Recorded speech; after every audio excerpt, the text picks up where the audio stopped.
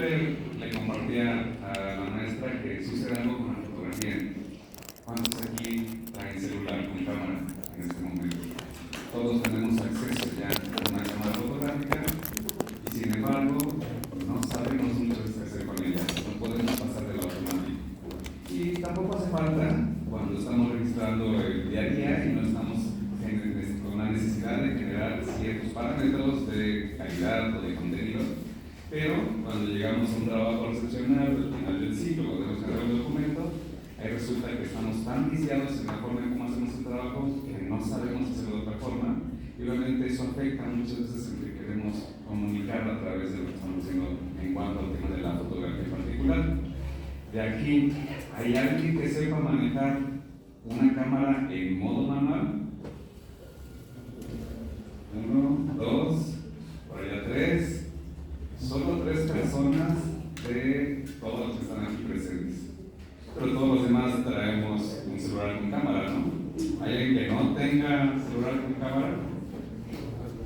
Todos tenemos aquí. Entonces, esto es solamente una pregunta que les hago porque resulta que tienen en sus manos una herramienta que tiene mucho potencial para la posibilidad de comunicar alguna situación, y el no saber usarla muchas veces deriva en que estemos precisamente generando algo que no es lo que queremos generar. ¿Alguien sabe qué significa la palabra fotografía? ¿Maestros? ¿Futuros maestros? ¿Qué es fotografía? Sí, es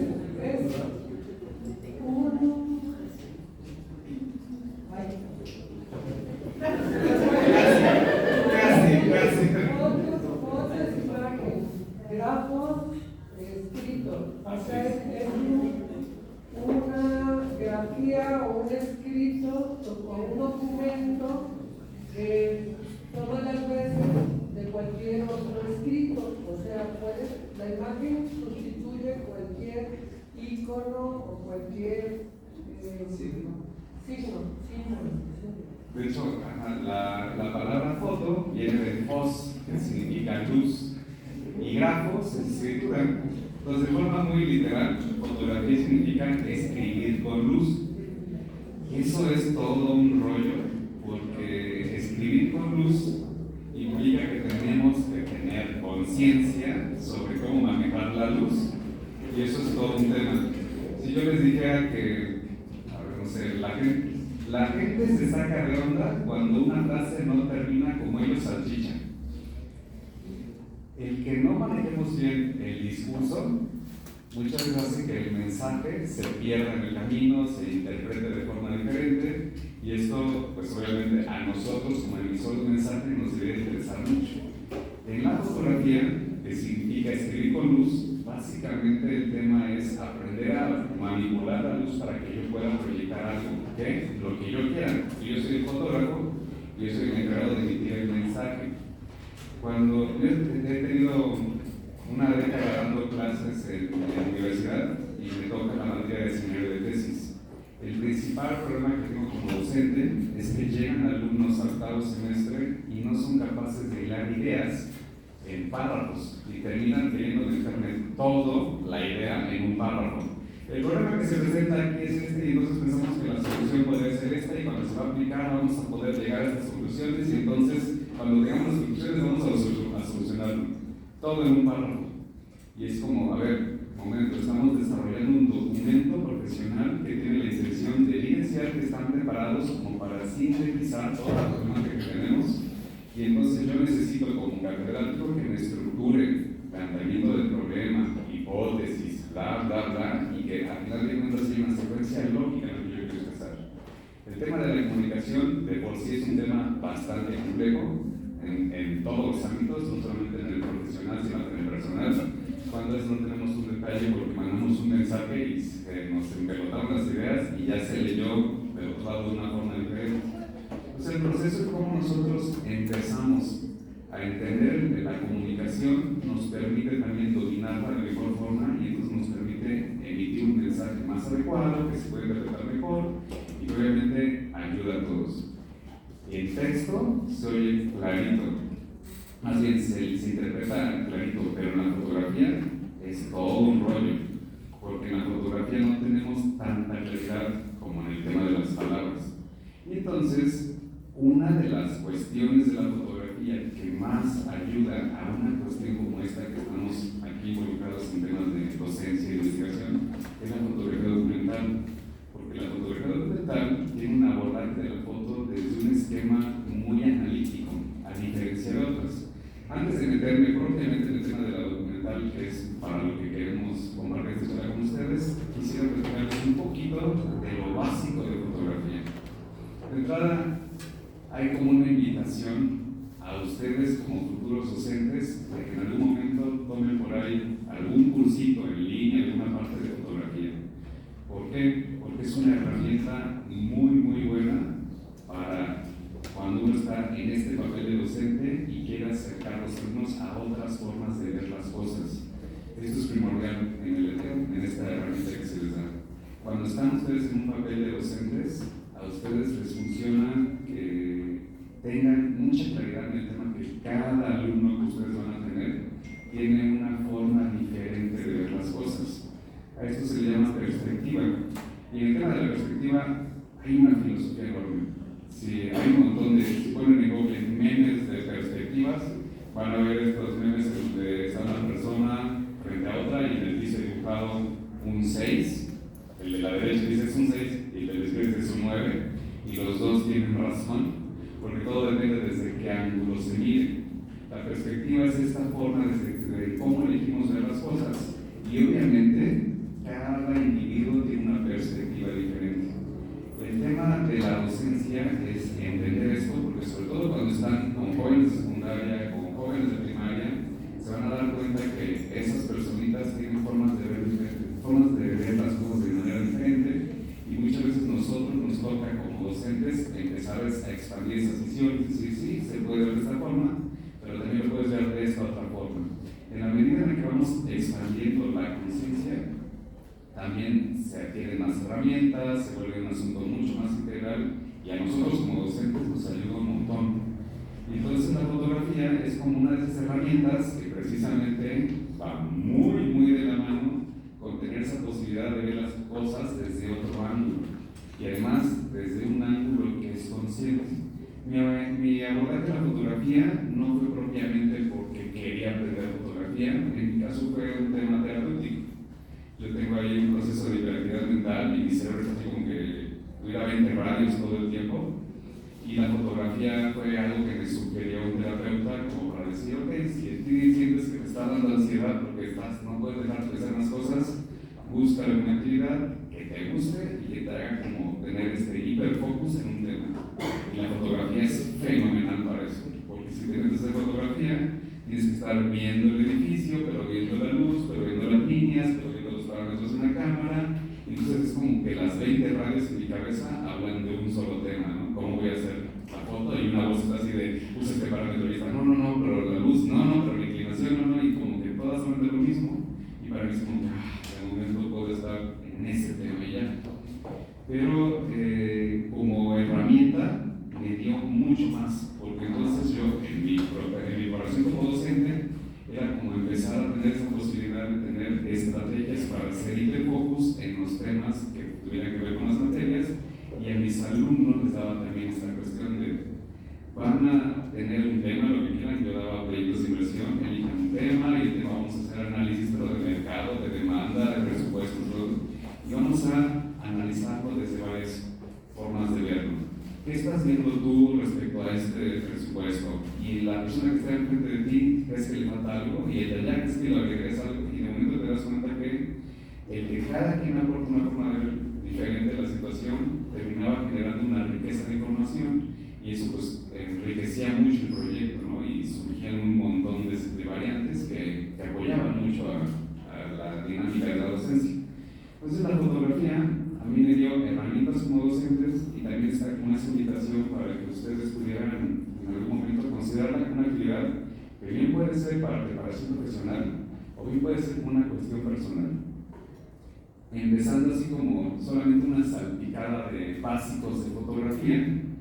La fotografía dijimos que es escribir con luz, pero se compone de 3 elementos que son así, digamos, la materia prima ¿Cuáles son esos tres elementos? Por una parte está la obvia, que es requerimos un equipo fotográfico. El equipo fotográfico muchos ya lo tenemos en nuestras manos y obviamente mientras más potencia tenga, mientras más capacidad tenga, pues es una herramienta que potencializa la fotografía. Al final de cuentas, lo importante entender es que es solo una herramienta. Es una herramienta que conecta las otras dos partes. La otra parte obvia es como lo que está enfrente de la cámara, que vendría siendo básicamente la luz, las condiciones de luz que están, lo que yo le quiero tomar foto. Y la tercera cosa, que es la más importante y que es la menos obvia, es que se requiere una persona que está detrás de esos elementos, que es el fotógrafo, la fotógrafa, desde un punto de conciencia, porque todos nosotros somos fotógrafos por el solo hecho de tener un celular con cámara y disparar, ya nos colocan el papel de fotógrafo. Pero se requiere tener una enorme cantidad de conocimientos y pasión para hacer una escritura de forma consciente. Para tener como una idea de qué les estoy diciendo, si yo les dijera, saquen una hoja y un lápiz y escriban letras al azar, con suerte sale algo que después se ve como un texto, pero si me gusta ver de cerca, dices esto no tiene mucho sentido. Con la fotografía pasa algo parecido, podemos estar haciendo fotos como muy genéricas y sí puede tener como esa representación de lo que estoy viendo, pero ya si yo quiero emitir un mensaje como un fotógrafo, entonces ya se requiere un proceso en el cual yo tengo que elegir lo que le quiero hacer foto, desde qué ángulo lo quiero hacer, en qué momento del día, y entonces surge una cantidad enorme de información sobre que un fotógrafo se tiene que documentar para poder hacer fotografía. Muchas veces la fotografía es como muy menospreciada porque lo más, si me dieran un beso cada vez que me dicen, haz qué chidas fotos con tu cámara, ya tener una buena lana, porque mucha gente piensa que lo único que tienes que hacer es pararte y oprimir un botón. Para que la cámara haga un disparo, sí, pero para que tú puedas generar un mensaje, es un montón de cosas a considerar, que tienen que ver con un montón de elementos, dependiendo del tipo de fotografía que quieras hacer. También ahí se abre una rama enorme en cuanto a qué tipo de fotografía te gusta hacer. Pues podemos encontrar desde lo clásico, que es el retrato, hasta una cuestión mucho más compleja como es la fotografía documental, pasando por astrofotografía, fotografía de producto, fotografía deportiva, fotografía de recién nacidos, de mascotas, y un montón de cosas que cada una tiene su propio técnica y manejo, y posiblemente se vuelve más complejo.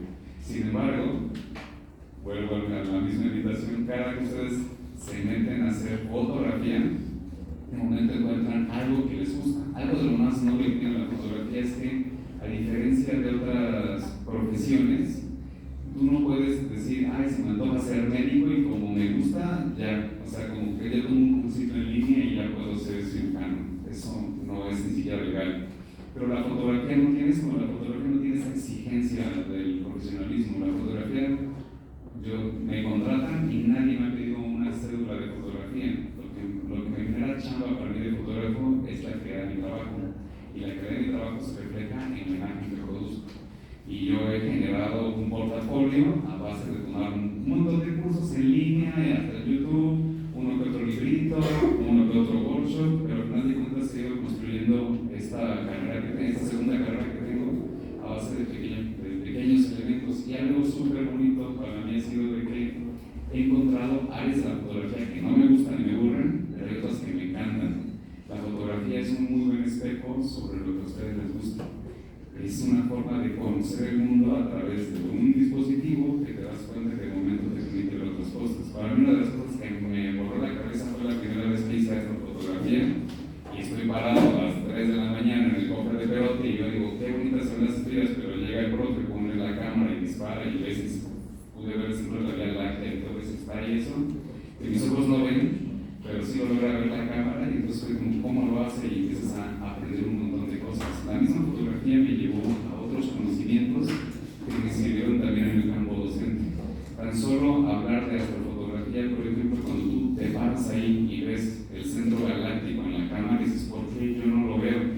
Y ya el profe te da una explicación sobre, bueno, no lo estás viendo con tus ojos porque nuestros ojos están en un campo de visión de esta estructura de luz que va de los rojos a los violetas. No podemos ver infrarrojos, que es el espectro de luz que está abajo de los rojos, no podemos ver ultravioletas, que es lo que está alrededor de las violetas, pero resulta que universo es más de color rojo de lo que imaginamos. De hecho, aquí en este espacio en el que estamos hay una gran cantidad de hidrógeno, oxígeno, y los colores naturales del hidrógeno es un color rojizo, pero está debajo del infrarrojo, y nosotros lo que vemos es un espectro de luz de este color, pero en realidad si pudiéramos ver con unos ojos más potentes, lo que veríamos es que lo que nos rodea tiene un tono rojo.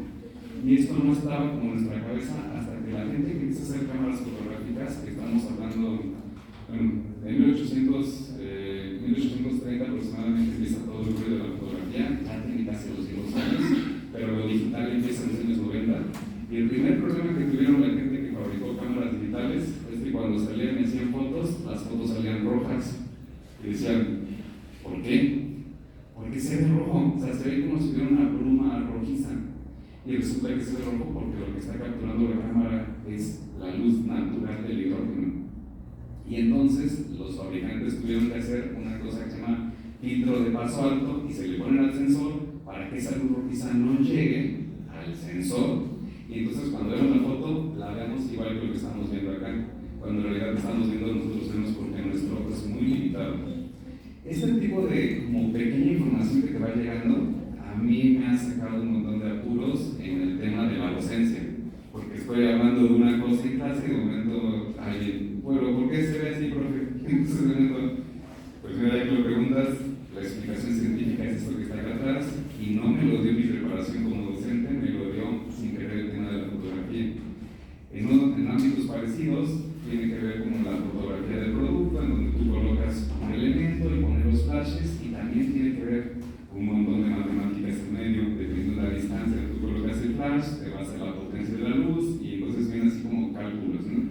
Y luego me preguntaba otro alumno de fotografía, ¿pero por qué si está más cerca se ve así, y si lo alejo se ve así? Ah, bueno, es que las características de la distancia en la luz se va perdiendo la cantidad, entonces empiezas a dar explicaciones, y los alumnos dicen, esta parte me interesa, esta parte me aburre, pero cuando te das cuenta qué le interesa a un alumno, entonces puedes por ahí potencializarlo. He tenido la fortuna de darle clases de fotografía a niños de escasos recursos en la Mariano Escobedo, y es padrísima las preguntas con las que llegan, ¿no? Tienen estos cuestionamientos de qué está pasando con esto de la luz, qué tiene que ver esto con la distancia focal, ¿no? Un lente que se acerca, se aleja, de momento abre las tomas y dices qué es real. Empiezas a hacer cuestionamientos muy interesantes sobre cómo se comporta la luz y cómo la percibimos, porque de momento tendemos a pensar que lo que estamos captando en una cámara es qué es real o qué no. Tienes esa pregunta natural y te das cuenta que empiezas a cuestionar un montón de temas sobre cómo estoy percibiendo yo lo que me rodea. Y entonces eso, el que ustedes atraviesen ese proceso, les dan como maestros preguntas muy interesantes para hacerles a sus alumnos, y se dan cuenta quién de momento cacha esa onda, y por ahí se pueden meter como para proponer ejercicios, proponer dinámicas, y bueno, ocuparlos con una herramienta muy, muy potente para el tema de la docencia. Dentro de todo esto, hay un estilo fotográfico que es la fotografía documental. La fotografía documental tiene algo muy particular. ¿Se puede callar? Sí. A ver, nomás quiero hacer como un pequeño experimento aquí.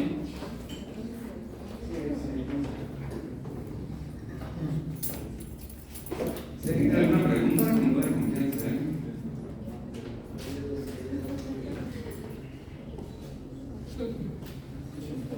Chicos, de lo que dijo el maestro, por ejemplo, ¿quién puede empezar a conectar algunas de las cosas que dijo con las asignaturas que tienen ahorita? Dijo varias cosas que creo que yo podría estar conectando, y varios veo caritas que están así, oh, sí, eso sí es cierto, ese tema. ¿Qué asignatura? Vamos a lejos, podemos conectarlo con biología, química, al hablar del hidrógeno, al hablar de las situaciones de la zona, podemos ocuparlo. De hecho, por eso era el interés de la maestra Gabriela, porque le platicaba específicamente que el tema de documental tiene una estructura muy, muy crítica hacia la foto misma, que nos ayuda un montón a mandar un mensaje que ahorita lo vamos a ver. E incluso también en la historia, ya que gracias a la fotografía fue que se pueden rescatar todas las cosas que hoy ya sabemos, incluso de personas relevantes. Sí, Esa parte a mí me encanta mucho el tema de cómo la fotografía potenció el tema de poder pasar información mucho más precisa, pero además como contextual. Sucede históricamente, hay una cosa padrísima en el acervo de imagen en Ciudad de México. En Ciudad de México hay una cosa que se llama el Centro de la Imagen. El Centro de la Imagen es la institución de gobierno que se encarga de recolectar documentación tipo fotografía. Y históricamente la fotografía, ¿alguien sabe un poquito del origen de la foto? ¿No? Bueno, estamos hablando de una persona que se llama Niepce, que está en 1830 y tantos, se estima más o menos, en donde él pone en un papel, porque tiene un tema como de pinturas, pone una sustancia y encima pone un objeto, y cuando quita el objeto se da cuenta que donde estaba el objeto no se oscureció y alrededor sí. Digamos, es el primer proceso de velado, y entonces empieza a hacer pruebas para ver cómo se puede retener luces y sombras en un papel, y lo que sucede es que termina generando esta dinámica que pasó a ser la fotografía análoga, en la cual tenemos una lámina que es fotosensible y conforme le pegan luces y sombras se va velando. La primera persona que hace ya esto más en forma, igual estamos hablando de 1837 creo, se llama Daguerre. Se apellida Daguerre y hace la primera cámara fotográfica que le llama daguerrotipo, porque eso siempre en aquella época le iban poniendo ese tipo para decir que era su invento. Y el daguerrotipo es una caja negra sellada, al fondo tenía una lámina que era sensible a la luz y le hacía el hoyito con la punta de un alfiler para que entrara la luz, lo dejaba ahí expuesto por horas porque era muy poco sensible el papel, y ya cuando después lo abría pues tenía la imagen. La imagen se iba desvaneciendo todavía en aquel entonces, pero obviamente eso fue cada vez mejorando más hasta que llegamos a finales de 100 años después, más o menos, ya estamos con las cámaras que hemos visto en fotografías que son grandotas, análogas, y obviamente esto tiene un boom en Estados Unidos. En Estados Unidos comienza la gente a adquirir sus cámaras análogas de gran formato, y en lugares como San Francisco, San Diego, Chicago, Atlanta, empieza a haber fotógrafos, pero rápidamente sucedió lo que sigue sucediendo en la historia.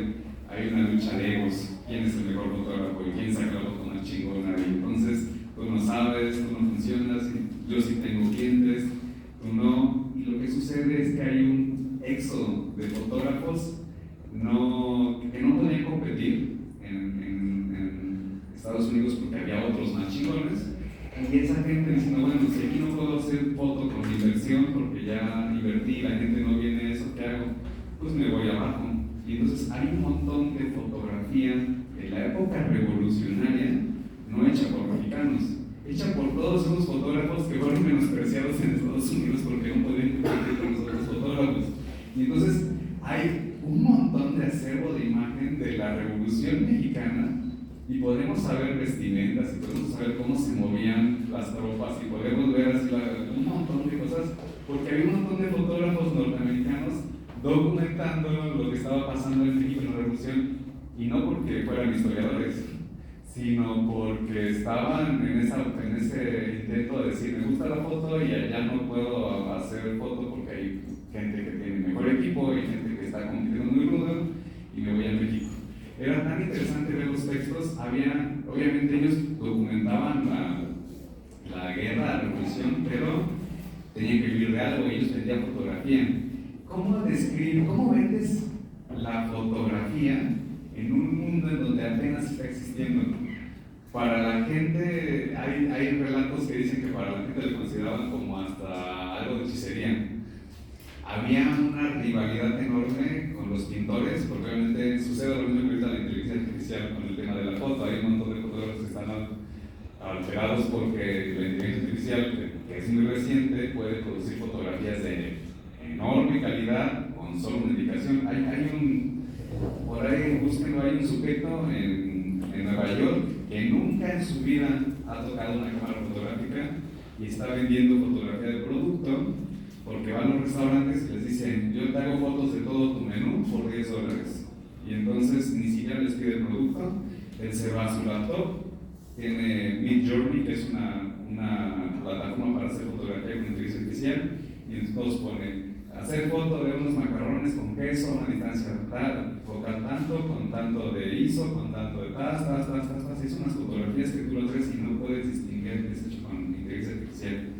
Y le está cobrando $10 a las empresas por hacer todas las fotos de sus productos sin tener una cámara fotográfica, sin tener un equipo de computadora chingón, porque lo hace todo pagando solo su suscripción a Midjourney y sabiendo cómo hacer un prompt. Entonces obviamente hay muchos fotógrafos de productos que están en este momento así de se me está quitando la chamba, yo ya invertí horas y horas y horas en prepararme como fotógrafo, invertí tanto en equipo, invertí tanto en flash, y viene un cuate que solamente sabe un poquito de programación y entonces está haciendo unas fotografías hiper chingonas, ¿no? Sin tocar una cámara. En aquel entonces pasaba lo mismo con los pintores. Los pintores que tenían un modo de vida en el cual dependían de que los contrataran familias para hacer un retrato familiar, pues llega otro cuate con un equipo que se tarda unos segundos en hacer una foto y después viene al otro día con su foto impresa y todos los pintores igual se atacaron. Cuando estaba narrando cómo vender la fotografía, tenía que hacer una descripción. Tenemos un dispositivo que copia la imagen tal cual se ve, es nomás hiperrealista, y la gente empezó a tener curiosidad, empezó a llegar. Y tenemos un montón de información gracias a la fotografía sobre cómo fue el proceso de la Revolución Mexicana, sobre todo en Sonora, Chihuahua, Coahuila, porque había un montón de fotógrafos registrando. Entonces, la fotografía tiene esta otra peculiaridad de que está capturando la luz de cómo está sucediendo algo, está capturando la forma en cómo se ven las cosas, pero también tiene ahí un montón de, digamos, potencial, porque obviamente la fotografía nos puede permitir generar formas de ver las cosas. Si alguien ve la película de El Origen, donde sale Leonardo DiCaprio, en inglés la palabra es Inception. Esto de Incepción, ¿qué significa Incepción? ¿Lo saben? Lo dicen en la película. Sí. ¿Incepción no le suena?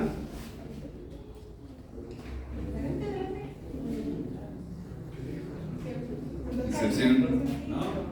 Ustedes como maestros tienen que dominar la incepción, así. No pueden no manejarlo. Es hacer que otra persona piense, vea o se enfoque en lo que tú quieres que se enfoque. O sea, es básicamente el hecho de sembrar una idea en alguien más. Y la fotografía va de la mano con la incepción todo el tiempo. Pero la fotografía que es pensada, la fotografía que tiene que ver con qué es lo que yo decido que la otra persona interprete. Y aquí hay elementos bien básicos que quiero tocar de fotografía. Ahorita llego a eso. Pero es el otro, por eso que el otro era el otro archivo que estaba. Cuando les decía yo que hay tres elementos como muy importantes en fotografía, que eran el equipo, lo que está enfrente y lo que está detrás. Lo que está detrás es el fotógrafo. Ahora, el fotógrafo tiene que conocer sobre teoría de la fotografía. Hay una cosa que es súper básica y súper compleja al mismo tiempo en fotografía, que es el tema de la composición. ¿Han escuchado composición fotográfica alguna vez? ¿Les ocupan modo manual? ¿Qué es composición fotográfica?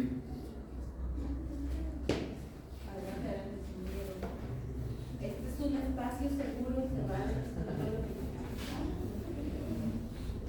¿No? ¿Alguien que pueda decir que es composición fotográfica? Su idea, lo que tengan en mente, ¿está bien? Lo que compone la fotografía.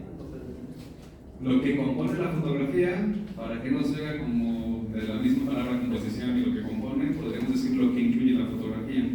Composición fotográfica es yo, como fotógrafo, decido meter elementos en la toma para hablar de la foto. Pero la composición fotográfica, a su vez, tiene un gran reto. Hay que entender que todo lo que aparece en la foto tiene mensaje. Y entonces el mensaje puede ir a favor o en detrimento de lo que yo quiero decir.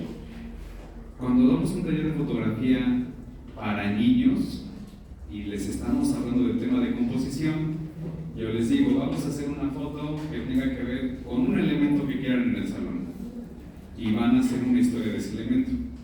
Y entonces los niños agarran la cámara y dicen, dicen, bueno, el ventilador, y toman la foto del ventilador. Y entonces digo, cuéntame la historia de lo que está en la fotografía. Si la toma es bien realizada, mi elemento principal va a ser el ventilador en la toma. Pero si la toma no es bien realizada, la toma puede ser demasiado amplia o demasiado pequeña, y entonces cuando viene la segunda instrucción, que es cuéntame una historia sobre todo lo que aparece en la fotografía, las cosas se complican. ¿Por qué? Porque si la composición no es correcta y aparece el ventilador, pero también aparece la ventana, y aparece el tripié, el celular, y aparece el estrado, entonces tienen que hacer una historia súper larga. Porque en tu historia tiene que aparecer todo lo que está en la fotografía. Y entonces los niños se dan cuenta de, entonces tomé mal la foto. ¿Por qué? Pues porque no sé cómo conectar la historia con lo que está enfrente, y la silla, y el bote de basura, y ya hay muchas cosas, ¿no? Okay. Y en que se acercó demasiado es que solamente se ve un aspe, se ve todo, pero me falta un poco de contexto. La composición tiene un subtema que se llama encuadre, que es dónde me coloco yo como fotógrafo para que quede en mi fotografía los elementos que aportan y queden fuera de ella los elementos que están distrayendo. Y esa a veces es una diferencia tan enorme tomar la foto de aquí a de aquí. Solamente por estos 2 centímetros yo ya puedo estar sacando muchos elementos y metiendo muchos elementos. Esto es como lo básico, porque estoy poniendo una realidad en 2 dimensiones. Todavía hay otro elemento más complejo que se llama profundidad de campo. ¿Qué es profundidad de campo? Nosotros en nuestras características físicas tenemos una estructura ocular que nos permite tener un campo de visión nítido y 2 campos de visión en desenfoque. No sucede así para todos los animales, ¿eh? Hay animales que debido a su evolución tienen estructuras oculares que les permiten tener varios puntos de enfoque y varios puntos de desenfoque. Pero el humano en particular solo tiene un punto de enfoque. Les voy a pedir que estiren la palma de su mano a este punto y la vean. Y observen sin quitar sus ojos del centro cómo lo que está atrás queda desenfocado. No es que lo dejen de ver. Incluso si lo hacen con un solo ojo, cierren un ojo y vean un solo ojo, van a ver que lo que está atrás queda desenfocado. Sin bajar la mano, ven al fondo y van a ver cómo la palma se desenfoca. Esto es un efecto de la luz a través de nuestra pupila que se contrae y se dilata y genera una nitidez en un punto. Donde está la nitidez se le llama punto de interés. Y como humanos estamos súper condicionados a estar poniendo la atención en donde enfocamos. Es como una cosa que tenemos muy inconsciente, pero que hacemos todo el tiempo. Donde estamos enfocando está nuestra atención. Por eso cuando estás hablando con alguien se suele mirar los ojos, porque así saben que estás poniendo esa atención. Y te puede decir alguien, sí, te escucho, estoy aquí en el celular, pero el hecho de que esté sus ojos en otra parte, sentimos que su punto de interés está en otra parte, porque no nos está viendo a los ojos. El punto de interés en la fotografía es el acto referencial del tema de la incepción. Donde yo pongo el enfoque en la cámara, voy a hacer que el espectador vea mi foto. Un retrato en donde todo lo que está atrás está desenfocado y la persona que está al centro está perfectamente nítida, va a hacer que quien vea esa foto, lo primero que observe sea la persona y lo primero que deseche sea lo que está detrás, porque está desenfocado, simplemente porque estoy haciendo una incepción, es decir, aquí está la nitidez, aquí está el punto de interés. Esto es como una lección importante a dominar la fotografía, y los datos de enfoque y desenfoque se obtienen con las lentes. Por eso las cámaras profesionales tienen lentes tan caros para hacerte áreas de interés. Esto es importante a su vez porque cuando están ustedes o van a estar en algún momento generando documentación, son elementos que deberían de poder entender, cuando menos, saber qué se puede hacer para que se generen registros que tengan que ver con lo que ustedes quieren narrar y no termine siendo una foto en donde digas, esta es la foto del niño que está aquí haciendo el ejercicio, y cuando alguien la vea dices, ¿cuál niño? Si el niño está desenfocado, lo que se ve es el pizarrón que está al fondo. Y entonces terminas mandando un mensaje que no era el que querías mandar. Les comentaba yo la importancia dentro de toda la dinámica para ustedes en cuanto a la fotografía documental, porque la fotografía documental, a diferencia de otros estilos fotográficos, sí tiene como esta intención de apuntalar una estructura narrativa y sobre todo en este ánimo de generar parámetros medibles y objetivos sobre lo que estamos haciendo. Hay algo súper importante que ustedes tienen que tener claro siempre que están metiéndose a temas de tesis, de trabajos de tesis, trabajos de documental, trabajos que tienen que ver con investigación. Poder diferenciar entre lo objetivo y lo subjetivo. ¿Alguien sabe esa diferencia con claridad? ¿Qué es objetivo y qué es subjetivo? Lo objetivo es algo como que más verídico y lo subjetivo es algo como más de opinión. Ok, sí, valdría. Lo subjetivo, como bien lo mencionas, tiene que ver con la interpretación personal que está sujeta a mi experiencia y no es cuantificable, sino más bien es cualificable. En contraparte, lo objetivo tiene que ver con aquello que yo puedo medir y que entonces no importa quién lo interprete. Un ejemplo básico sería si yo les dijera una opinión sobre esta botella que tiene que ver con subjetivismo, es que yo dijera que es una botella que casi no pesa. Es una opinión y no estoy dando un dato medible. Parece que sí, porque estoy hablando de peso, pero estoy diciendo que casi no pesa. No estoy dando un parámetro de medición real, porque alguien puede venir y decir, no, a mí sí me pesa, yo con esto hago pesas, y alguien dice, no, es súper ligero. Pero si yo viniera y les dijera, esta botella pesa, en este caso son 600 mililitros, que pesa 600 gramos, no importa si lo peso yo o viene y lo pesa un chino, llega a la misma conclusión, pesa 600 gramos. Si yo digo que esta mesa es chica, es subjetivo, porque alguien va a decir, no, en mi casa hay una más chiquita que mide la mitad. Pero si alguien viene y me dice, esta mesa mide 45 por 70, ya no es subjetivo y es una observación objetiva. En el caso de la fotografía documental, muchas veces esta línea que permite generar documentación es esta objetividad, poder observar la imagen desde un ángulo objetivo. Y eso es muy difícil de fotografía, créanme, porque muchas veces lo que estamos haciendo es un acto de interpretación todo el tiempo. ¿Cómo puedes generar un mensaje que sea objetivo en una imagen en donde no estás poniendo parámetros ni nada, que tiene toda una dinámica creativa? Por eso quería poner aquí un ejemplo. Vamos a avanzarle tantito, un poquito más, más. Esa, regresa, una más. A ver si logran ver esta imagen y me gustaría que me dijeran qué ven de esta imagen, qué pueden interpretar. ¿Se puede expandir para que se vea toda la pantalla? Así no se ve. ¿Qué pueden ver de esta imagen? Un pescador. Ok. Una lancha. Una persona bien. Está pensando.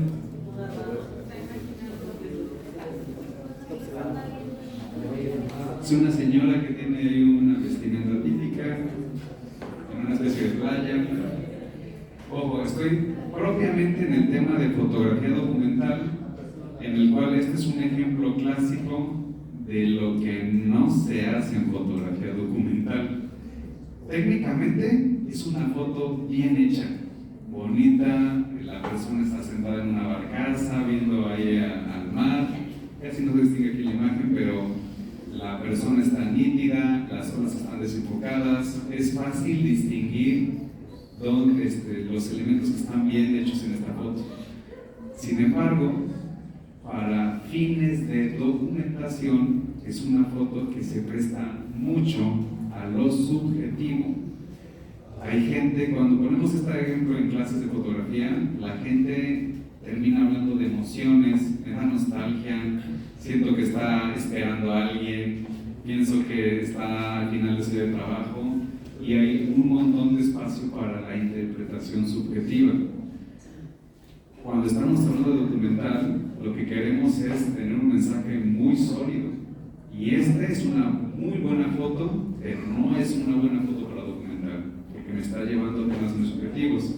Cuando la contrapongo a la siguiente imagen, vamos a tener a la misma señora en un telar que está trabajando. Esta foto ganó un premio de fotografía documental y precisamente cumple con las características de la documental, porque lo que vemos en la foto no se presta tanto a un tema de subjetividad. Es bien claro el mensaje.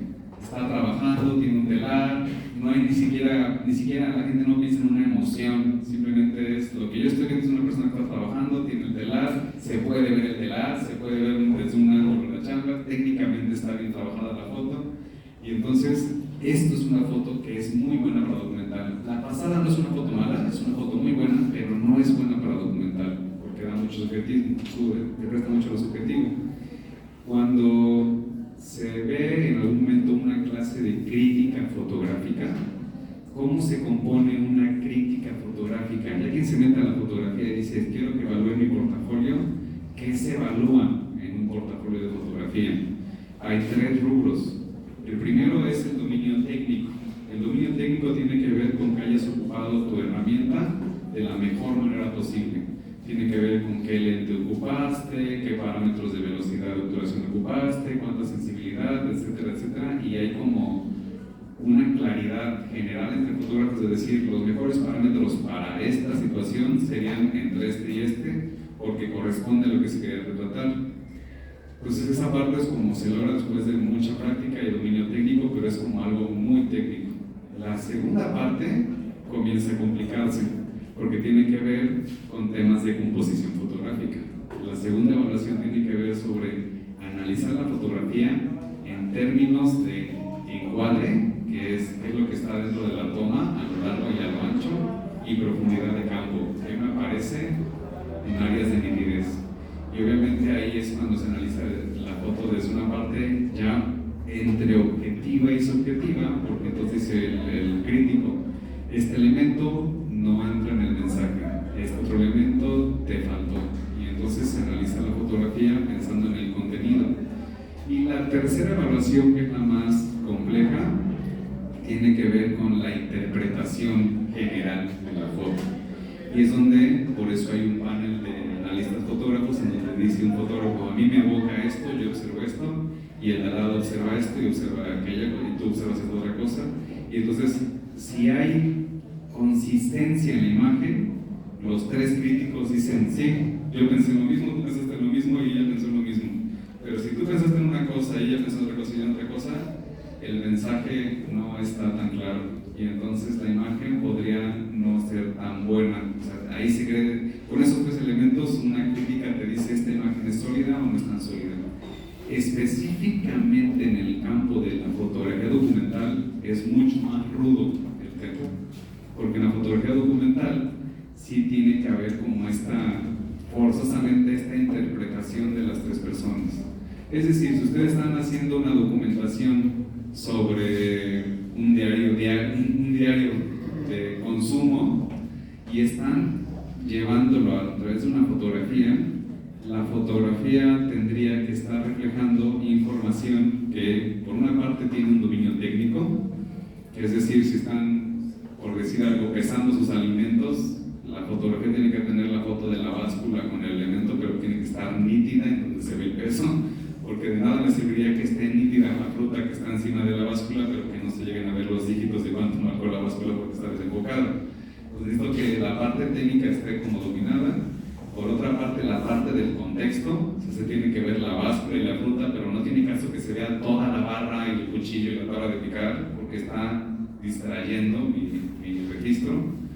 Y finalmente, tendría que tener una interpretación de no importa quién vea la foto, va a llegar a la misma conclusión. Si en mi registro diarios de comida hay 30 fotos en donde en todas se ve el peso, y entonces no importa si lo ve mi profe tal o mi profe tal, van a decir el promedio de peso de esta persona de consumo de alimentos es tanto, porque puedo ver las fotos y que está el registro de la constancia de todo lo que está consumiendo.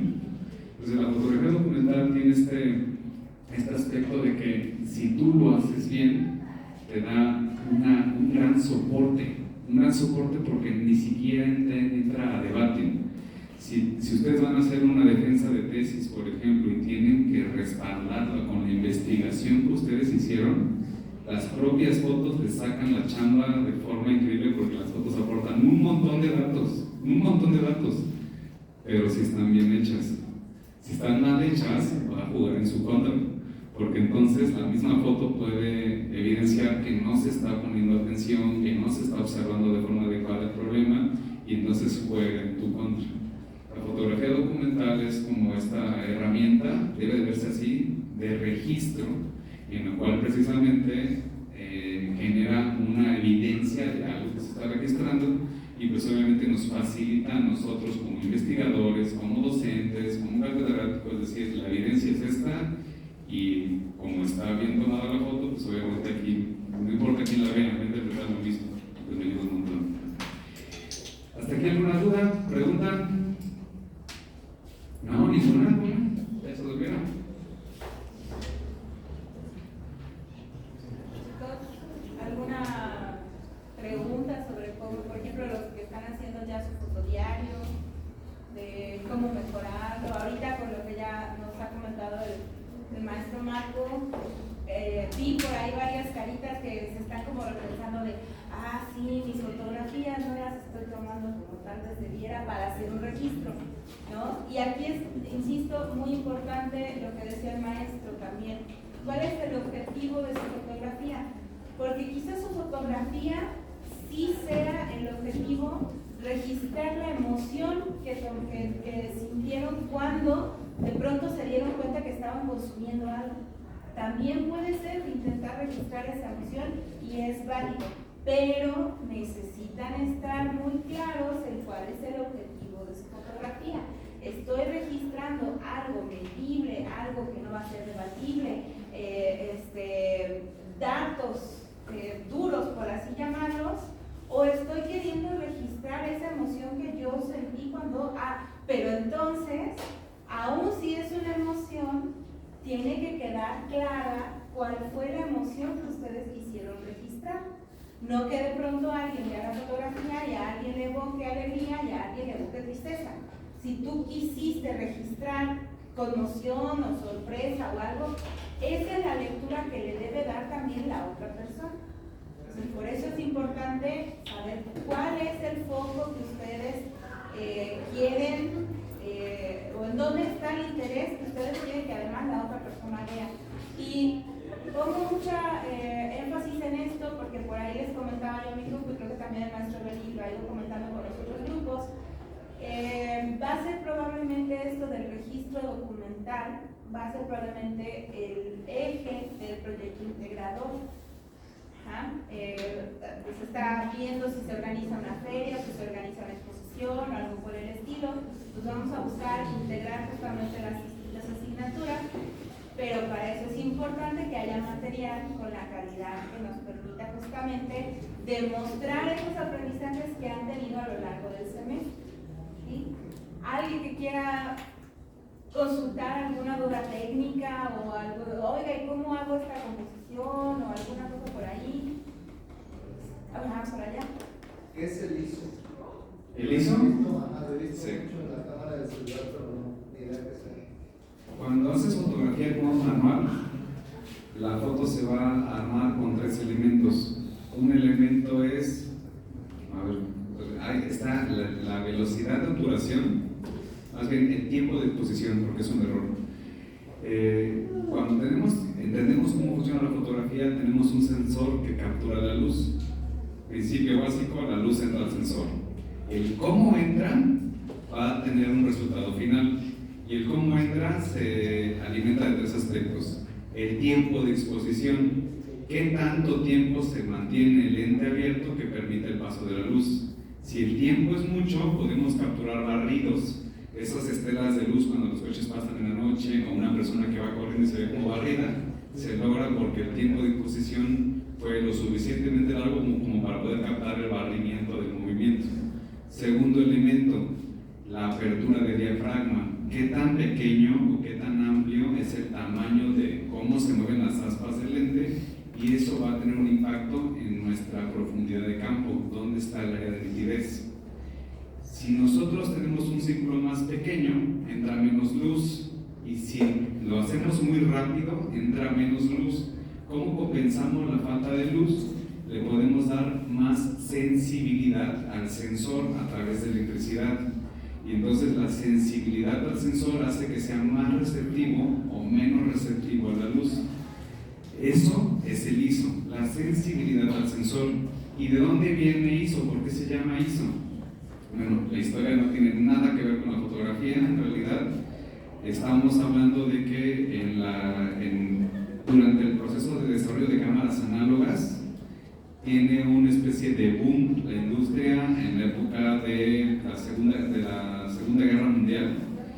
Y para la Segunda Guerra Mundial viene ahí una cuestión que tiene que ver con los procesos administrativos de calidad. Las empresas tienen déficit de producción por la Segunda Guerra Mundial y empiezan a hacer investigación en temas que tienen que ver con las cadenas de producción y de calidad.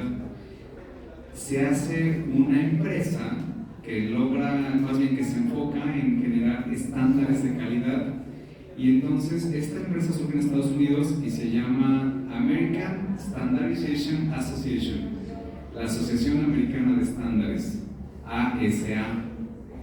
La ASA se encarga de las empresas y decirle, ¿tú qué haces? No, pues yo hago jugos. ¿Y qué problemas tienes? No, pues es que se me están echando a perder las naranjas.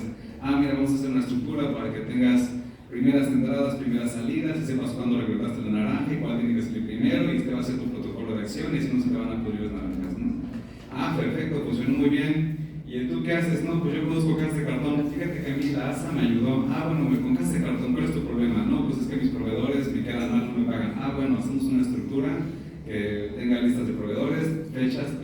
La American Standardization Association empezó a tener mucha demanda y se empezó a meter en muchas áreas, y surge al mismo tiempo una problemática en particular de las cámaras análogas. Yo como Kodak hago mis rollos, tú como Olympus haces tus rollos, tú como Fuji haces tus rollos, pero no podemos cruzar los rollos porque la sensibilidad de mi rollo es muy diferente a la tuya y es muy diferente a la suya. Entonces, la gente que hacía películas fotográficas contratan a la ASA para hacer rollos estandarizados.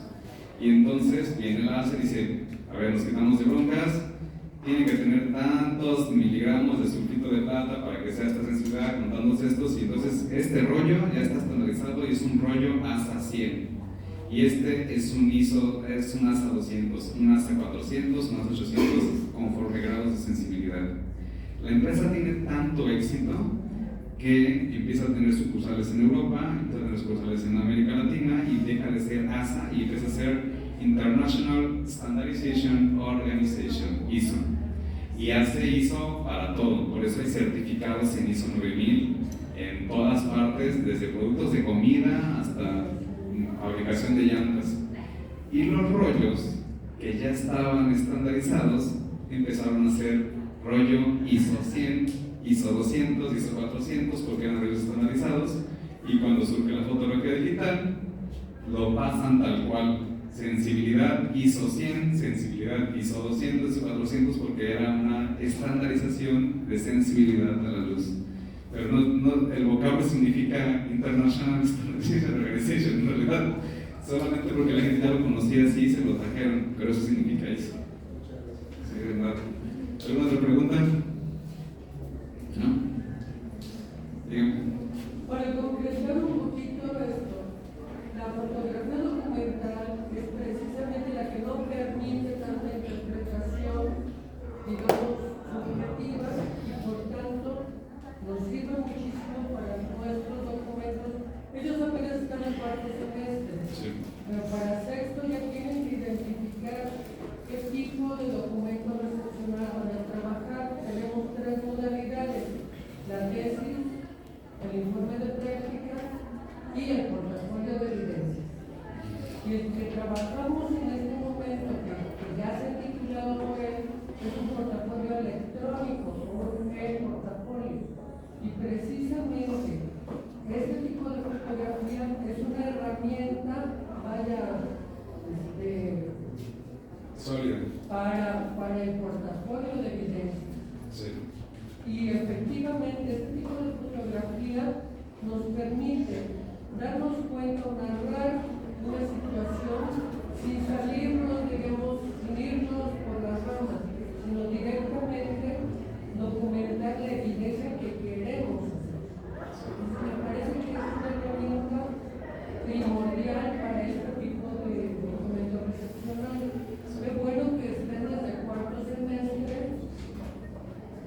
trabajando y trayendo, por ejemplo, en este caso ustedes, a explicarnos cuestiones básicas de fotografía, porque lo que nos ha pasado en el portafolio con los alumnos en 2 títulos por portafolio es efectivamente que meten imágenes que no tienen que ver con lo que quieren explicar. Y aquí lo que tienen que dar cuenta es del desarrollo que tienen en su formación como licenciados en educación. Entonces, tienen que elegir ellos un campo de desarrollo. Y la fotografía, esta documental especialmente, va a tener ahí un papel primordial, porque efectivamente les va a permitir no salirse de lo que quieren agarrar. Es muy importante. Sí, miren, como sinodal de tesis, para mí es mucho más notorio cuando una persona, cuando un alumno está entendiendo lo que está haciendo, y entonces mis preguntas obviamente le permiten al alumno defender su tesis. O si me entregan un trabajo profesional que tiene índole de respaldo con imágenes, desde cómo está haciendo la foto ya me está a mí diciendo que la está pensando. Y es fácil además la comprobación. De hecho yo me puedo brincar preguntas, como quien dice, para trabar al alumno, nada más por cómo está estructurando el trabajo. Si sus fotos están como teniendo esta estructura y todo, ya digo, ya le está por aquí. Yo sé que domina este tema porque evidentemente está poniendo las fotografías en esta secuencia en donde lo tuvo que hacer, tuvo que irlo registrando paulatinamente y entonces ya estaba como muy atento a eso. Y me doy cuenta y sé por dónde preguntar cuando al revés las ideas están de cabeza, las imágenes dicen otra cosa y es así como que, a ver, ¿me puedes decir por qué pusiste esto en tu tesis y por qué pusiste esta imagen? Es que la imagen me gustó, ¿por qué? ¿Y qué estás diciendo con la imagen? Y te das cuenta que no hay congruencia, no hay consistencia en tu trabajo. La fotografía te puede dar mucha consistencia. Y también, como dice el dicho, la fotografía dice más que 1000 palabras.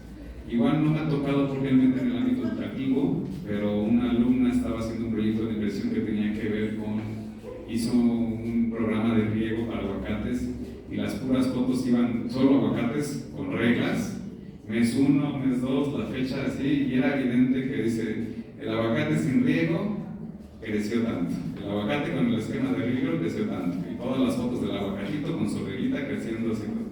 ¿Qué le pregunto como sinodal de tesis? Sí, evidentemente hizo toda la chamba, ¿no? Y lo domina perfecto.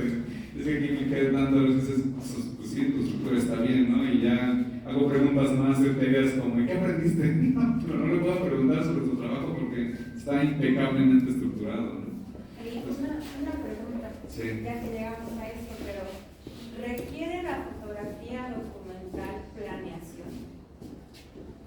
Toda la fotografía que es pensada requiere planeación. En la fotografía se dice con mucho atino que todos empezamos tomando fotos. Las primeras 10,000 fotos siempre son tomadas. ¿Qué significa esto?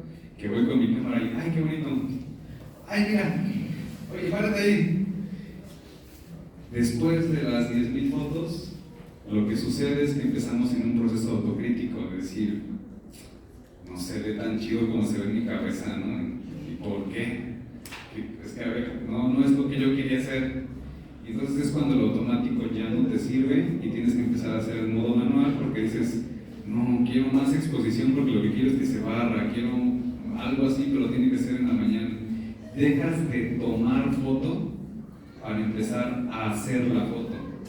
Y hacer la foto implica, como en el proceso administrativo, 3 etapas: planeación, ejecución y control. Y la planeación es como, dependiendo del estilo fotográfico, lo que vas a hacer. Ahorita tengo un fotoviaje a Cuatro Ciénegas por el eclipse total el 7 de abril, el 8 de abril, y lo llevo planeando desde octubre. ¿Por qué? Porque yo tengo que saber a qué hora se va a poner el sol alineado con la montaña, qué día, los vuelos para llegar, la temperatura que va a haber. En ese lugar, en Cuatro Ciénegas, ahora esperamos un clima de -3 grados centígrados, equipamiento para calentar el lente y no se me empañe. Planeación hay un montón. En esta, y así sea retrato, a qué hora nos vamos a ver, por qué a esa hora, bueno, porque a medio día te quema la cara, y por qué no más tengo flash. Cuando estás haciendo documental, depende de lo que vas a documentar, el tipo de planeación. Por ejemplo, en el caso más burdo, si estoy haciendo documental de Carnaval de Almolonga, lo propio es saber qué se festeja y por qué se festeja y cuándo se festeja, para que yo ya tenga esa noción de decir, si los danzantes salen de acá a tal hora, yo tengo que estar antes y no llegar a investigar. Ahora, si ustedes están en un proceso de registrar un proceso educativo, tendría que tener la previsión de decir, necesito una buena foto que lo permita, y vienen cada cuánto lo voy a hacer. Bueno, viene un esquema de trabajo de tengo que registrar todos los lunes a un niño para ver el avance, o a estos niños. Luego tengo que decir, ok, si lo registro todos los lunes, ¿a qué hora? Y desde estar aquí para decir, a las 9 de la mañana el sol entra bien rudo por esta ventana, y cuando pongo mi celular se ve aquí claro y acá se ve oscuro, porque hay mucho contraste. Quizás no sea la mejor hora, quizás la mejor hora sea ya a las 2 de la tarde, cuando la luz es más uniforme, no tiene un pedazo del salón, un corte por luz, y entonces a esa hora ya salen todos, ¿no? Ahí va a depender de las capacidades de su celular o de la cámara, pero ese tipo de conciencia te genera un mejor resultado. Porque si no lees la luz, si no planeas, pues obviamente lo que estás haciendo no es hacer foto, es tomar foto, y entonces estás a expensas de la luz que te toque. Pero si lo puedes planear, entonces es no, a esta hora, desde este ángulo, porque aquí sí se ven todas, de acá nada más una partecita, con estas condiciones de luz, con los parámetros y en estas características. Y otra cosa tiene que ver, en una fotografía documental, la fotografía documental, a diferencia de otros estilos fotográficos, es muy clásico que se dé lo que son las series, porque lo que generas es documentos que van a contarte algo a través de tenerlo en un periodo de tiempo. Pues no haces una foto, haces la serie de este proceso. Y entonces tiene que haber consistencia. Si van a hacer fotos de sus alumnos de este ángulo, porque es lo mejor, las 10 fotos que van a hacer que sean de este ángulo para que se vea el avance, porque dicen para acá y para acá, es como cualquier persona que lo ves como es el mismo salón, es el mismo grupo, pero si tú generas como esa planeación de tener el mismo ángulo de visión y las mismas condiciones de luz, deja de ser un distractor el cambio de escenario, y ya es más fácil que digan, estoy viendo esta parte. Pero sí, definitivamente planeación es necesaria. ¿Alguna otra pregunta ya para empezar? ¿No? ¿Puedo aprovechar? Bueno, nada más como para aprovechar un poquito para esta reflexión, y esto va un poco como a largo plazo más bien. Ahorita este semestre, lo del fotodiario y demás, es un ejercicio justamente para que vayan ustedes haciendo hábito de registrar lo que van ustedes realizando, de ir tomando evidencias de lo que ustedes van realizando. Porque además, como normalistas, tenemos esta cuestión de que nos gusta hacer, y la verdad, el mismo sistema de pronto nos envuelve en que tenemos que resolver en el momento las cosas, y a veces la planeación no siempre está en nuestra cabeza. O sea, sabemos que vamos a tener que llegar al salón y ver qué tenemos que hacer y resolver con lo que tengamos. Pero para sus procesos de investigación, insisto, este semestre es un ejercicio, es para empezar a agarrar ese hábito y además irse preparando para que cuando ustedes lleguen a sexto semestre y ya empiecen a trabajar mucho más seriamente en su documento de titulación, consideren esto que está diciendo el maestro Marco desde el principio. No es lanzarse, y esto es independiente de la modalidad. En las 3 modalidades no es lanzarse de cabeza a hacer y luego registrar. Antes de hacer, ustedes tienen que haber reflexionado en qué es lo que quieren responderse con su investigación. Y por lo tanto, ¿qué es lo que van ustedes a necesitar registrar para demostrar que su investigación realmente les está dando esos resultados? Entonces, esto que dice el maestro de las series, insisto, vayan a la biblioteca, revisen los documentos del plan 1999 que siempre como que quedó ahí más debiluchona, era la evidencia especialmente fotográfica. Porque además sus planeaciones, lo que los alumnos contestan, las actividades contestadas y demás, eso lo tienen, lo pueden ustedes fotografiar después, escanear después, etc. El problema es que cuando ustedes de pronto dicen, híjole, hubiera tomado la fotografía de mis alumnos mientras estaban trabajando, ya pasó. Y si no tenían la planeación previa establecida, se les fue el momento y ya no lo capturaron. Entonces, desde el inicio en el que ustedes de pronto dicen, es que voy a hacer informe, ok, ¿qué necesito demostrar con el informe?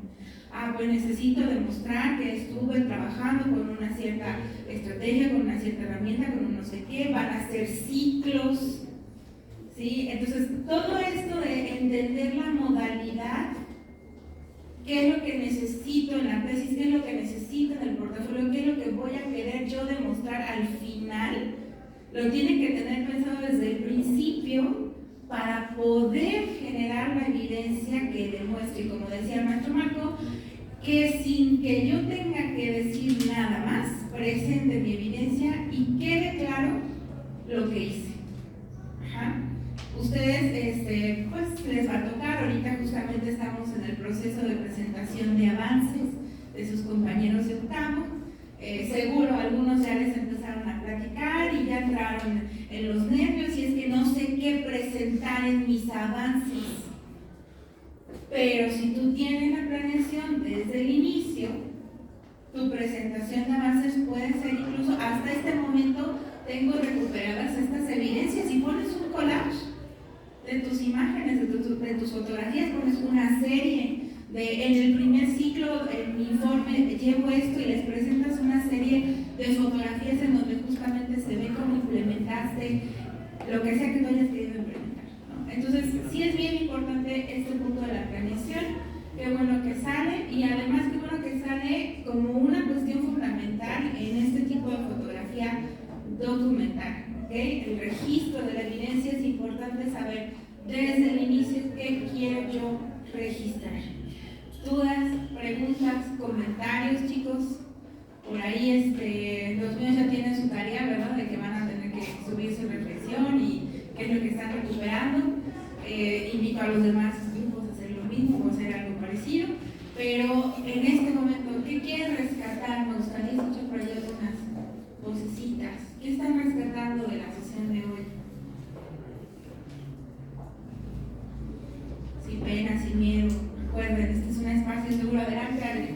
Bueno, y a mí me gustaría hacer una pregunta.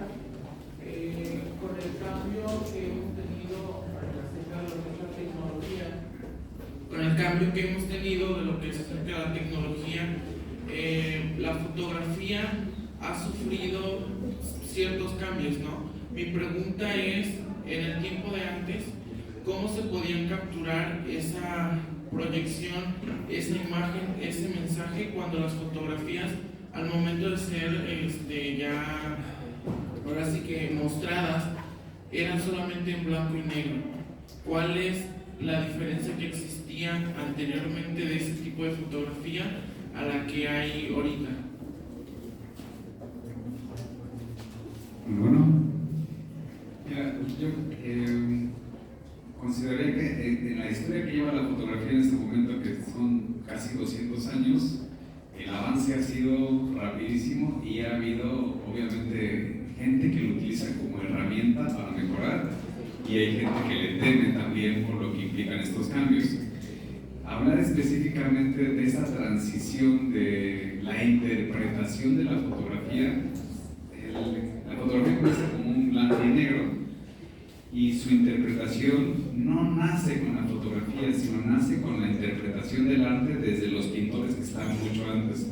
Lo primero que sucede cuando comienzan los procesos creativos de fotografía es tratar de emular lo que ya estaban haciendo los pintores desde antes, porque tenemos historia del arte de muchos siglos atrás. Hay ya una cuestión que tenía que ver con uso de colores desde la época de Da Vinci. Ya estaban utilizando contrastes, luces, sombras. la fotografía empieza como blanco y negro y es como un despertar, pero no hay obviamente en ese momento un proceso creativo tan fuerte porque solo hay blanco y negro. Y entonces es como empezar a generar el registro y todavía pasan como 70, 80 años para que se den cuenta cómo pueden hacer fotografía de color, y ahí se viene todo el otro tema y obviamente otro tipo de interpretaciones. La necesidad del ser humano de registrar lo que le acontece ya estaba desde antes, por eso hay pinturas de reyes y todo, pero era muy inaccesible. La fotografía comienza inaccesible al inicio, pero en cuestión de 30 años empieza a haber gente que logra adquirir el equipo y ya no necesita el dominio de la técnica como fuera un pintor, y entonces empieza a ser más accesible a los demás. Si le preguntan a sus papás, por eso papás tendrán fotografías de ellos, pero en la época análoga, y entonces tienen solamente un álbum con, si va bien, 20, 30, 40 fotografías, pero ya nosotros nos tocó que tuvieran las colecciones de miles, porque en el celular, en ese virtual, hay un montón. Y la interpretación también tiene un proceso de evolución. Específicamente, por ejemplo, hablando de lo que mencionas del color, actualmente ya hay un conocimiento muy vasto sobre el espectro de color. Entonces, si te metes, por ejemplo, a fotografía, te vas a encontrar con temas como perfiles de color que tienen que ver sobre cómo interpretamos el color. Así como si metemos mucho a grandes rasgos, el color lo percibimos a través de la vista, pero se genera de diferentes maneras. Lo que estamos viendo ahorita aquí en las paredes es un color generado porque llegó un fotón, pegó en la pared, el fotón traía dentro de sí todos los colores, tenía una longitud de onda que alberga todos los colores, llega y pega en el muro de allá, el muro absorbe todos los colores menos uno, el amarillo, dependiendo de la estructura molecular de la pared. El amarillo que nos absorbe rebota y regresa hasta nuestros ojos. Es un color que tiene que ver con una sustracción, porque la pared sustrae todos y se queda uno. A diferencia del monitor, que es aditivo. El monitor tiene unos emisores de luz que tienen 3 colores, que son RGB, por eso las pantallas dicen RGB, Red, Green and Blue. La fusión de la cantidad de electricidad de esos colores van a hacer que cuando vemos el eco lo vemos en una tonalidad, y nuestros ojos van a ver un espectro de luz pequeño, muy pequeño. El espectro de luz conocido en el universo, si fuera de pared a pared, nosotros vemos este pedacito nada más.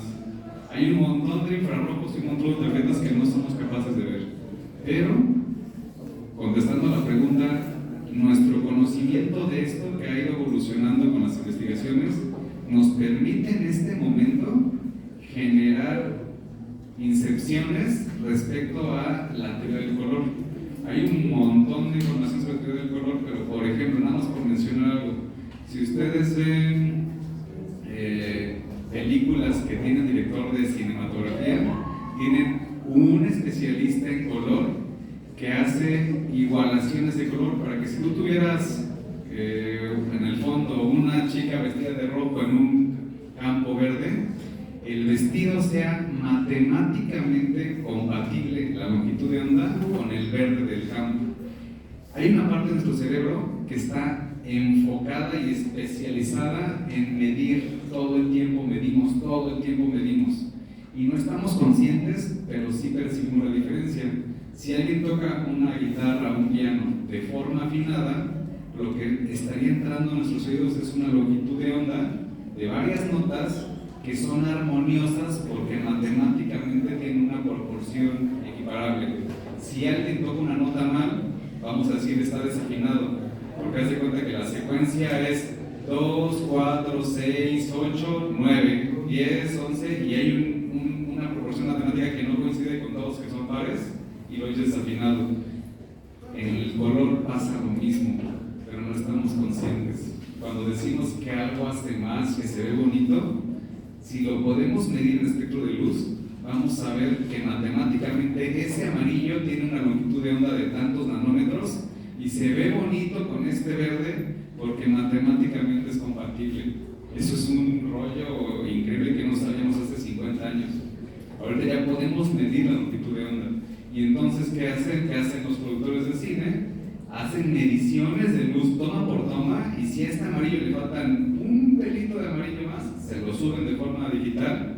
Y entonces tú ves películas así que tú dices, wow. Hay una serie en Netflix que es la de Bridgerton, que es una novela, pero tiene un director de cine muy bueno, y si agarran una toma, la pasan a Photoshop y le ponen el color y todo, se van a dar cuenta que está medida, está colorimetrada toda la novela.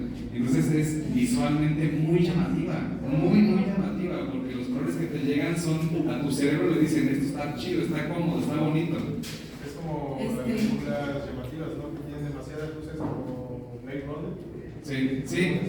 Pero además, hay, por ejemplo, solo así como en el básico, hay un video, se me fue, uno es Ozuna, no me acuerdo qué, pero todo el video está en 2 tonos. Tiene millones de reproducciones, y de forma muy simplista pero muy efectiva hicieron hacer todo el video en 2 tonos. Todo el video en 2 tonos, todos los tonos son complementarios. Si ven la rueda cromática de color, el color que está, haz de cuenta, sale naranja con azul, luego verde con amarillo, y cuando tú ves en la rueda cromática y agarras la toma y la pones en Photoshop y las mides, todo el video está así, y a la gente le gusta mucho, tiene muchas reacciones, y ni siquiera es por la canción. Tiene que ver con que lo ven, es así como están matemáticamente exacto, que el cerebro dice, esto se siente muy cómodo. Eso pasa con la música, eso pasa con lo que escribimos, eso pasa con lo que vemos. Nosotros vamos desplazándonos por el pasillo y vamos midiendo, decimos por aquí sí quepo y por aquí no. Una parte del cerebro está todo el tiempo midiendo, y no nos damos cuenta, pero mide lo que oímos. Si yo empiezo a ver así chiquito, también lo notan y llama la atención, porque el cerebro dice, algo no cuadra en este cambio de decibel. O sea, eso también funciona con la foto, y una foto muy especializada se mete al tema del color a ese punto.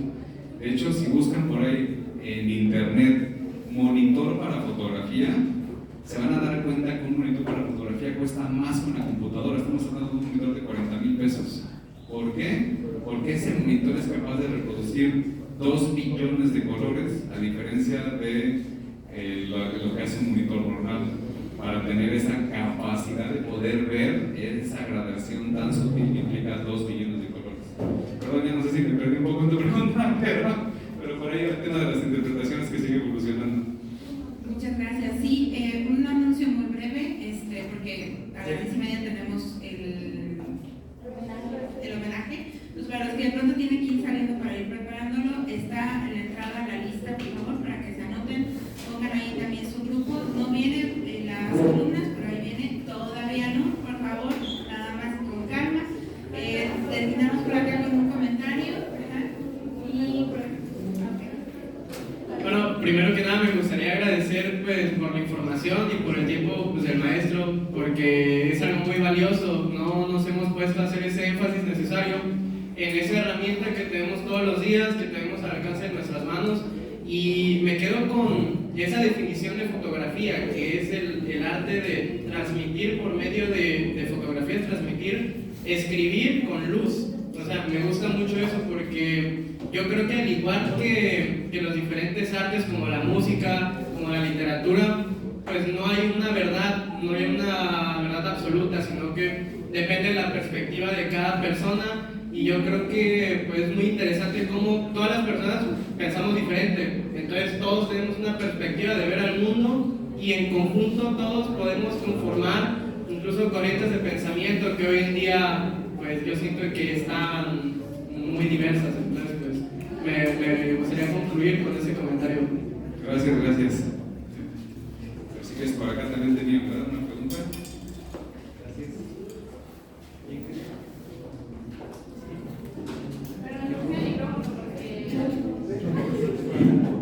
No, pues nada, era más que nada agradecerle porque bueno, nosotros antes tenemos que hacer un trabajo y que es más enfocado en estar diariamente plasmando pues, nuestro día a día, y creo que es muy importante que nos dejen claro más que nada las características que debe tener una fotografía para así nosotros también, no solamente tomar una foto por tomarla, sino tomar en cuenta todo lo que conlleva y lo que queremos transmitir a los demás. Gracias. Sí, también teniendo el celular ya en la mano, es como que tienen lo más difícil de conseguir en primera instancia, que es la herramienta. A veces pueden encontrar tutoriales en YouTube sobre cómo poner su celular en modo manual y empezar a jugar con los parámetros, y van a ver que sin mover el celular y con el mismo escenario hacen cosas súper diferentes, nada más por estar moviendo la profundidad de campo, por estar moviendo la sensibilidad del tiempo, y se vuelve algo hasta muy divertido empezar a hacer todo por gusto. Se vuelve hasta viciante, la verdad. Pero bueno, ¿alguien más? ¿Todo bien? Bueno, pues en este caso, jóvenes, yo les agradezco su atención y tiempo. Les dejo también, bueno, por ahí dejar en mi cartel que están mis redes sociales. Estoy como Maroc Fotógrafo en Instagram. Me llamo Marco Antonio, en una entrevista me cambiaron la O por la C y quedó como Maroc. Y me empezaron a molestar con eso mis amigos, y así se quedó como Maroc Fotógrafo. Doy clases de fotografía también, organizo viajes fotográficos ya temáticos. Y yo ahí en mis redes sociales me anunciando esta y si alguien también me cubro eventos, bodas, bautizos, 15 años, sesiones particulares, mascotas, bebés, de todo un poquito. Están en mis redes por cualquier cosa, con todo gusto. ¿Saben? Gracias.